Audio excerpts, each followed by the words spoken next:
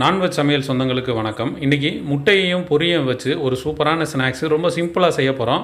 நீங்கள் காலையில் நேரத்தில் அவசரமாக எதுவுமே சாப்பிட முடியாது, நேரம் இல்லைன்னு நினச்சிங்கன்னா இந்த மாதிரி ஒரு பீஸ் ரெடி பண்ணி அதில் பாதி சாப்பிட்டா போதும், மதியம் வரைக்கும் பசிக்காது. அந்த அளவுக்கு ஒரு அருமையான டேஸ்ட்டில் இதை எப்படி செய்யலான்னு வாங்க பார்ப்போம். வணக்கம். நீங்க நம்ம நான்வெஜ் சமையல் என்ன பார்க்க போறோம்னா பொரி ஆம்லேட். இந்த பொரியை வச்சு சூப்பரான ஒரு ஆம்லேட் பண்ண போறோம். ஏற்கனவே பொரி வீட்டில் இருந்துச்சுன்னா ரொம்ப டக்குன்னு ஒரு ஆம்லேட்டா ரெடி பண்ணிடலாம். அதுக்கு நம்ம எடுத்துக்கக்கூடிய பொரி வந்து இன்னைக்கு 1 கப் எடுத்திருக்கோம். மசாலா 1 கப் பொரி எடுத்திருக்கோம். இந்த பெரிய பவுல்ல எடுத்திருக்கோம். 2 பச்சை மிளகா நான் நீட்ட வாக்கில் வெட்டி வச்சிருக்கேன். நீங்க எப்படி வேணாலும் வெட்டிக்கலாம். இன்னைக்கு நான் வெங்காயம் வந்து நீட்ட வாக்கில் வெட்டியிருக்கேன். நீங்க பொடிசா குட்டியா கூட எப்பயும் ஒரு ஆம்லேட் வெட்டுற மாதிரி கூட வெட்டிக்கலாம். அந்த மாதிரி நீட்ட வாக்கில் வெட்டினா கொஞ்சம் நைஸா வெட்டிட்டு நல்லா உதுத்து வச்சுக்கலாம். ஒரே ஒரு வெங்காயம் தான் இந்த சைஸ்ல. சீரகம் ஒரு 1/2 டீஸ்பூனு ஜீரகம். இன்னைக்கு நம்ம வந்து ஒரு 3 முட்டையில நம்ம ஆம்லேட் போட போறோம். அதனால அதுக்கு தகுந்தாப்பல் உப்பு ஒரு 1/4 டீஸ்பூன் மட்டும் தூள் உப்பு சேர்த்துக்கலாம். மஞ்சள் தூள் ஒரு 1/4 டீஸ்பூனு. மல்லியில கொஞ்சமா இந்த அளவுக்கு நல்ல ஒரு 4 விரல் அளவுக்கு இருக்கிற மாதிரி நல்லா பொடிசா கட் பண்ணிட்டு மேலே தூவி விட்டுக்கலாம்.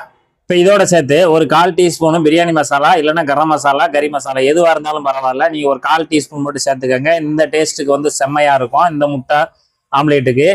இப்போ ஒரு தடவை நம்ம எல்லாத்தையும் சேர்த்து ஒரு தடவை நல்லா கலந்து கொடுத்துடலாம். இப்போ நம்ம மஞ்சள் பொடியை வந்து இதுலேயே கலந்துட்டோம்னா நமக்கு முட்டையை ஊற்றி கலக்கும் போது கொஞ்சம் ஈஸியாக இருக்கும். இப்போ நம்ம ஒரு தடவை மசாலு, பொரி, வெங்காயம் எல்லாத்தையும் நல்லா இந்த மாதிரி ஒரு தடவை கலந்து விட்டாச்சு. நல்லா கலந்துடணும். இந்த மாதிரி நம்ம ஒரு 3 முட்டை எடுத்திருக்கோம். 3 முட்டைக்கு தான் நம்ம பார்த்துட்டு இருக்கோம்.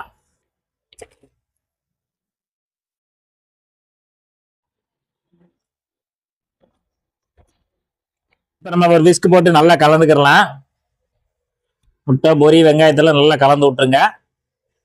இப்போ நல்லா அந்த பொரியோட சேர்த்து இந்த முட்டையை உடைச்சி ஊற்றி நல்லா கலந்து கொடுத்துருங்க. இது போல் விஸ்க் வச்சு. அதனால முட்டையை வந்து நம்ம எப்பயும் போல் ஆம்லேட்டுக்கு நல்லா அடித்து நம்ம வந்து முட்டையை கலக்குவோம்ல, அதே மாதிரி தான். இப்போ அடுப்பில் வந்து தோசைக்கல் இல்லைன்னா இந்த மாதிரி ஒரு தவாவை வச்சுட்டு நம்ம அடுப்பத்தை வச்சு இந்த தவா சூடாகிட்டு இருக்கு. சூடாகிட்டு இருக்கும்போது ஒரே ஒரு டீஸ்பூன் மட்டும் எண்ணெய், 1 டீஸ்பூன் எண்ணெய் போதும். லேசாக அந்த தவாவில் ஒட்டுற மாதிரி இருந்தால் போதும். இல்லை எண்ணெய் வந்து எல்லா பக்கம் படுற மாதிரி இந்த மாதிரி தடவி கொடுத்துடலாம். இப்போ நம்ம இங்கே ரெடி பண்ணி வச்சுருக்கக்கூடிய இந்த பொரி முட்டை கலக்கியை வந்து அப்படியே நம்ம இந்த தவாவில் ஊற்றிடலாம். எல்லாத்தையுமே அப்படியே ஊற்றிடுங்க. நான் வந்து ஒரே ரவுண்டாக ஊற்றிருக்கேன். நீங்கள் ஒரு 2 ரவுண்டாக கூட ஊற்றி எடுத்துக்கலாம். அப்படியே ஊற்றிட்டு எல்லா பக்கமும் அந்த பொரி எல்லாத்தையுமே நல்லா பரப்பி கொடுத்துருங்க. முட்டை கலக்கியை தவாவில் ஊற்றிட்டு நல்லா பரப்பி விட்டுட்டு நல்லா ஒரு மூடி போட்டு மீடியமான அடுப்பில் வச்சு நமக்கு அந்த 1 சைடு நல்லா வெந்து வரட்டும்.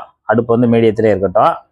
இந்த தவாவில் ஊற்றி ஒரு 3 நிமிஷம் ஆச்சு. 3 நிமிஷம் நமக்கு அந்த ஒரு சைடு மூடி போட்டு நல்லா வெந்து வந்துருச்சு. நல்லா இந்த அளவுக்கு பொஸ்ஸுன்னு வந்துடும். வந்த உடனே நம்ம இன்னொரு தவாவில் லைட்டாக அந்த மாதிரி எண்ணெய் தடவி வச்சுட்டு இதை அப்படியே நம்ம இந்த தவாவில் மாற்றிடுறோம்.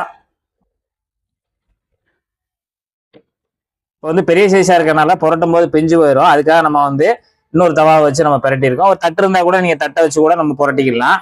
இப்போ நமக்கு இந்த சைடு நல்லா வெந்து வரட்டும். இப்போ நமக்கு இந்த பக்கம் ஒரு 2 நிமிஷம் அவ்வளோதான். நமக்கு சூப்பராக ஒரு பொரி ஆம்லேட் தயாராகிடுச்சு. இந்த மாதிரி தயாரானோடனே நம்ம ஒரு தட்டில் மாற்றிக்கலாம். செம்மையான ஒரு கலர்ஃபுல்லாகவும் ஒரு டேஸ்டான ஒரு பொரி ஆம்லேட். அதாவது யானை பசிக்கு சோள பொரியா அப்படின்னு கேட்பாங்க. ஆனால் இந்த பொரியை வச்சு இந்த ஆம்லேட் செஞ்சால் எந்த பெரிய பசியாக இருந்தாலும் சீக்கிரம் அடைக்கிடலாம். அந்த அளவுக்கு ஒரு சூப்பரான ஒரு ஆம்லேட் தான் நம்மகிட்ட தயாராகிருக்கு. அருமையாக இருக்குது. பார்த்தீங்கன்னா அப்படியே பார்த்தீங்கன்னா நல்லா கேக் பீஸ் மாதிரி பீஸா தோத்து போவோம். அந்த அளவுக்கு அருமையாக இருக்குது. சாப்பிட்டு பார்ப்போம்.